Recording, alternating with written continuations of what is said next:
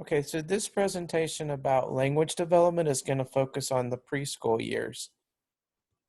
And during early childhood, most preschoolers are becoming increasingly fluent in speech. There can be some children who have enunciation difficulties that they will mature out of, or that they will benefit from speech and language services. But for the most part, preschoolers are becoming increasingly fluent in spoken word and the language that they understand. They're building bigger receptive vocabularies. And language development during the transition from toddlerhood to the preschool years is facilitated through what's called child-directed speech. Sometimes you'll see this idea of motherese. This is where adults will limit their vocabulary to just beyond what children understand, so that they are supporting children practicing the language that they already know and slightly increasing the language that they do. And another part of child-directed speech is often it'll be a little more animated. People might, it's a little more sing-songy in the rhythm so that it's a little more engaging. There's an increasing, really rapid pace of vocabulary increase during the preschool years. Um, Preschoolers learn words faster than they are intentionally taught them. Now, they are intentionally taught some words, but they will learn much more words that no one ever really tries to purposefully, intentionally teach them. They average about 5 new words a day, and that's only going to increase as they transition into elementary school. So we have some built-in cognitive biases that assist us in developing our language skills. And one of these is the mutual exclusivity bias. And what that means is we have an assumption that there is one word and only one word for a given object. So, for example, imagine a drinking uh, receptacle that's somewhere between what you would typically think of as a cup and what you would typically think of as a glass, so sort of a tall cup. Well, the assumption is going to be that you can only call it either a cup or a glass. It can't be both a cup and a glass. So the mutual exclusivity bias means that the child would label it one of those two things. Um, this helps us realize that words, it's sort of a taxonomic basis, that if it's this if this word applies to that object, then another word can apply to it. Another word that you'll see associated with language development in the preschool years is called fast mapping. And it sounds very technical, but all that means is that children learn words very quickly by mapping them on.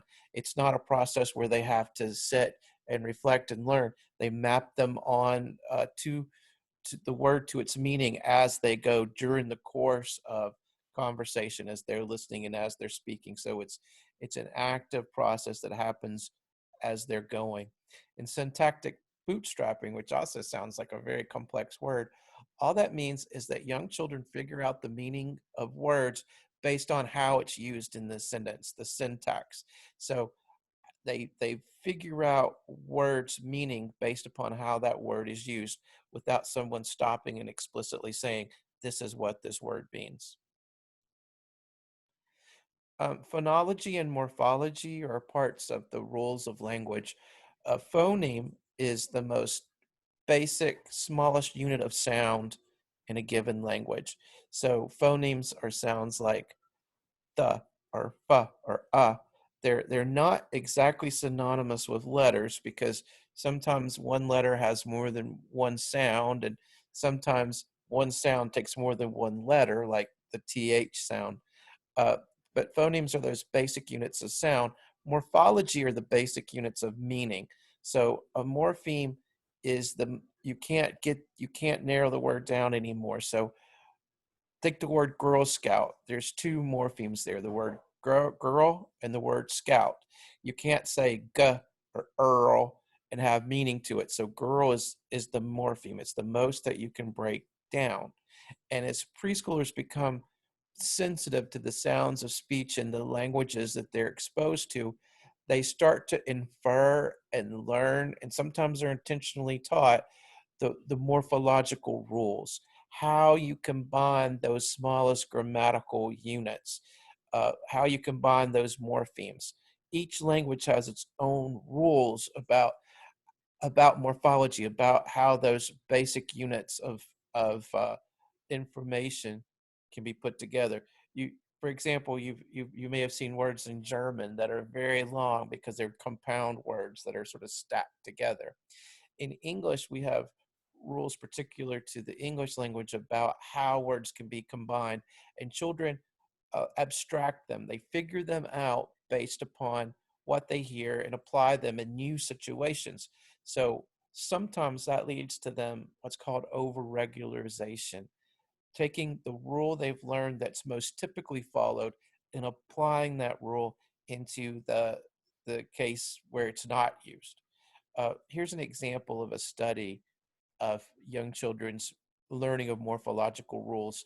And to do this, the researchers, they had to come up with a word that none of the children would know, that wouldn't be a bias towards some of the children who might know the word already and some who may not. So they came up with an imaginary creature. In this case, it was a wug. So this is a wug, and now there is another one. There are two of them. There are two, and they asked the child to fill in the blank there to tell them what their two are called. And in English, the most typical example of making a plural is adding an S. So you would say, there are two wugs. But you know that in English, there are examples that violate that. Fish is an example. So you have one fish and you have two fish. You have a red fish and a blue fish. So the sometimes you will hear the mistake with overregularization of saying there are two fishes. Same thing is true with deer, two deers or shrimpses or wugses. So you kind of add on those uh, over regularize and extend that rule to cases where it doesn't match. Preschoolers are also growing in their understanding of the rules for how you put words together to give a sentence meaning. And these are called syntax or syntactical rules. And each language has different rules for syntax. For example, in English, you would say the red school. And so the adjective that describes the school building, red, comes before the noun school. In Spanish, you would say la escuela rojo. So the adjective that describes the color rojo comes after the noun la escuela. So this can present children who are young and learning the syntactical rules of multiple languages at the same time. Sometimes they can they'll misapply the syntactical rules from one language to another. But for both children that are learning multiple languages and children that are learning one predominant language, in either case, they become better skilled at their syntactical understanding and understanding how things like word order, how those rules for combining words into sentences and paragraphs, how those impact the meaning of their language. And as they transition into elementary school, they'll be using increasingly complex and lengthy sentences. Semantics is the rule of language that involves understanding what words mean. And so this is the child's vocabulary. So we have receptive vocabulary, which is what we understand, expressive vocabulary, which is what we speak. And remember that receptive vocabulary is always is always more expansive than our spoken vocabulary. Um, at the age of 2, we go from about 150 words to the age of 6, where we have maybe 10,000 words, anywhere between 8 to 14,000. So you can see that the preschool years are a time of really rapid word learning. Between 1 to 6, we're picking up 5 to 8 words a day. the average 6-year-old is learning up to 22 words a day. So it's just this really rapid, gigantic increase here. Pragmatics is being able to use language to achieve your goals. There's really two aspects of pragmatics. One is understanding the social rules of language. How do you change your speech in certain social situations? And in some languages, you have a set of formal words and a set of informal words. Um, in English, this might be understanding things like please and thank you and those kinds of social niceties. Another use of the word pragmatics is to just talk about the practical use of language, that children are able to achieve those things they need with their language. And so it's clear that in those preschool years, there's going to be quite a bit of increase in children's understanding and use of language pragmatics. So by 3, we see children using displacement, which means they're talking about things that aren't that aren't concrete in the here and now, that are physically absent. By 4, we see children develop sensitivity uh, to the listener, to the needs of the other in a conversation. So if they're talking to a younger sibling, they'll simplify their language and use simpler words and shorter sentences. They'll speak uh, differently to to an adult than they will that younger child. 4 and 5-year-olds, they learn to change their speech style to suit the situation. They learn to speak more formally when they speak to a stranger or when they speak to an adult or with a teacher than they do if they were speaking to a same age peer or a sibling.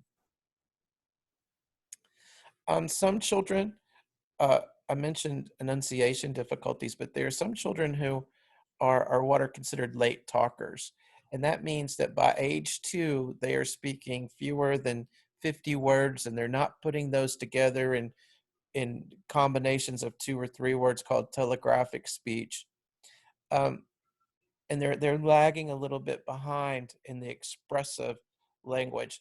Most of those children, about 3/4, simply outgrow that through maturity by the time they reach kindergarten.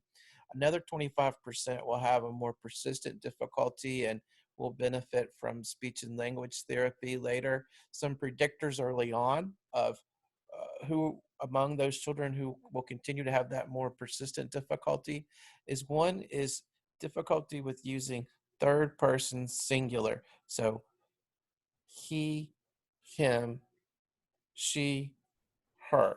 So those him and hers are difficult for them.